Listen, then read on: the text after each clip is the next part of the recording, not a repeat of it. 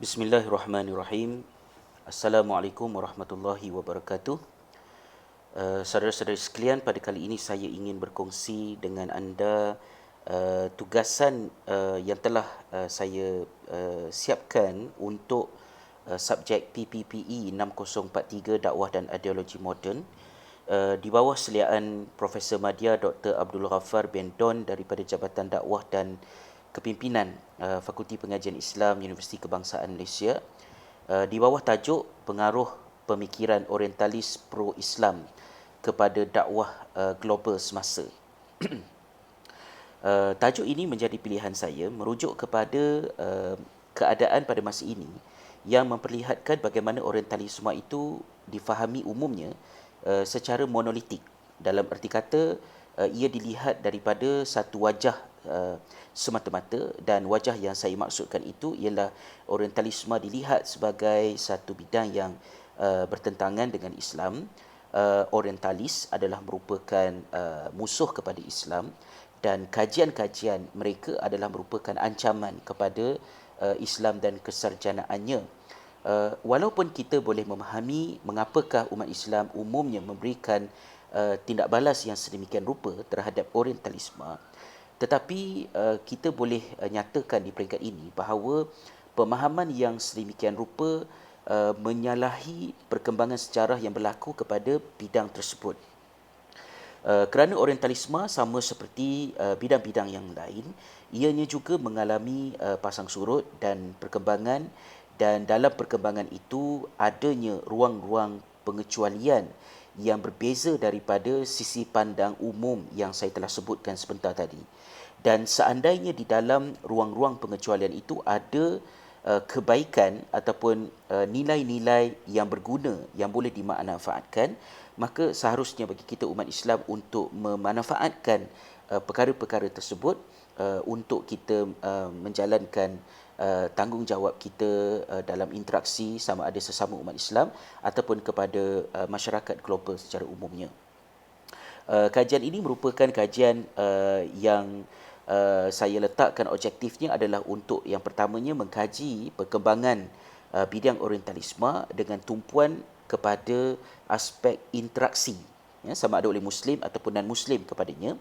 Dan yang kedua, mengambil beberapa sampel daripada kalangan orientalis yang boleh kita kategorikan mereka sebagai pro-Islam, dan mengkaji pengaruh pemikiran mereka itu kepada dakwah global. Artinya saya tidak begitu menumpukan kepada lanskap dakwah di Malaysia, tetapi merujuk kepada dakwah yang lebih luas, khususnya di negara Eropah dan juga di Amerika Syarikat. Ya. Kajian ini merupakan kajian yang berbentuk kualitatif dan menggunakan reka bentuk kajian kes. Instrumen yang digunakan pakai untuk kajian ini adalah merupakan analisis dokumen berupa karya-karya oleh orientalis pro-Islam berkenaan, serta kajian para sarjana lain berkaitan dengan mereka. Apabila kita membicarakan tentang orientalisme, orientalisme itu berasal daripada perkataan orient di dalam bahasa Latin yang memberikan maksud tempat terbitnya matahari. Artinya orient itu boleh kita katakan maksudnya ialah timur.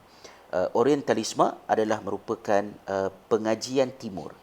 Apabila bidang ini dinamakan sebagai pengajian timur, perkataan itu sendiri mempunyai kemuskilannya yang tersendiri, ya, kerana timur ini memberikan makna yang berbeza-beza bergantung kepada siapa dan di mana perkataan itu disebut. Kalau orient itu disebut oleh seorang yang berada di Kepulauan Melayu, maka timur bagi Kepulauan Melayu adalah China, Jepun, ya, Korea dan ketamadunan manusia yang berada di sana. Seandainya seseorang itu berada di Jepun ataupun di China, apabila dia menyebut tentang timur, maka timur bagi mereka adalah Amerika Syarikat. Dan Amerika Syarikat sendiri apabila menyebut perkataan timur, maka timur mereka adalah Eropah. Tetapi ia tidak begitu, ya. Orientalisme ini, pengajian timur ini merujuk kepada timur Eropah. Dalam erti kata yang lain, perkataan orientalisme itu sendiri di dalamnya sudah ada apa yang diistilahkan sebagai Eurocentrism ataupun ketuanan Eropah. Jadi bila mana perkataan orientalisme itu sendiri di dalamnya ada intipati ketuanan Eropah tersebut, kita harus meletakkan awal-awal bahawa apabila orientalisme dibicarakan, maka ia sangat terikat dengan kerangka Eropah dalam mewacanakan subjek-subjek di bawah kajian ini. Dan dalam masa yang sama juga, walaupun orientalisme itu merujuk kepada kajian terhadap tamadun manusia di timur Eropah yang mencakupi dunia Arab, kemudian kawasan subkontinen di India, ya, Kepulauan Melayu dan seterusnya membawa sehingga ke Jepun. Tetapi perkembangan daripada semasa ke semasa memperlihatkan pengajian berkenaan dengan tamadun Cina, tamadun Jepun membawa hala tujunya yang tersendiri, dan perkataan orientalisme itu semakin lebih tertumpu kepada kajian terhadap timur yang langsung kepada Eropah, iaitu sama ada iaitulah Timur Tengah yang dikatakan Middle East, dunia Arab dan juga Islam dan Muslim itu sendiri. Baik, kita tidak dapat lari daripada mengambil manfaat daripada kajian yang dilakukan oleh Edward Said, ya, iaitu seorang tokoh kontemporari walaupun telah meninggal dunia beberapa tahun yang lalu.